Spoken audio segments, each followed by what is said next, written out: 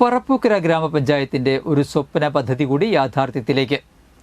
പുതുക്കാട് MLAയുടെ ആസ്തി വികസന ഫണ്ടിൽ നിന്നും 30 ലക്ഷവും ജില്ലാ പഞ്ചായത്തിന്റെ 8 ലക്ഷവും ബ്ലോക്ക് പഞ്ചായത്തിന്റെ 5 ലക്ഷവും ഉപയോഗിച്ച് രാപ്പാളിൽ നിർമ്മിക്കുന്ന രാമയ്യർ മെമ്മോറിയൽ ബഡ്സ് സ്കൂൾ തളിർക്കൂടിന്റെ 1ാം ഘട്ട നിർമ്മാണം ആരംഭിച്ചു. പുതുക്കാട് MLA KK രാമചന്ദ്രൻ ഉദ്ഘാടനം നിർവഹിച്ചു.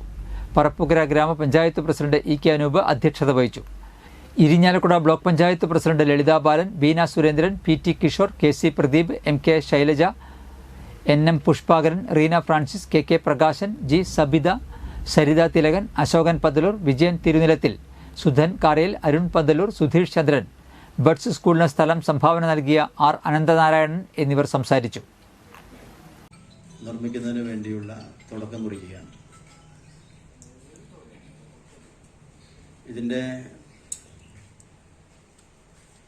ആലോചനകളും ചർച്ചകളും തീരുമാനങ്ങളൊക്കെ ഈ രാപ്പാളും പറപ്പൂക്കര പഞ്ചായത്ത് ഓഫീസും കേന്ദ്രീകരിച്ച് തന്നെയാണ്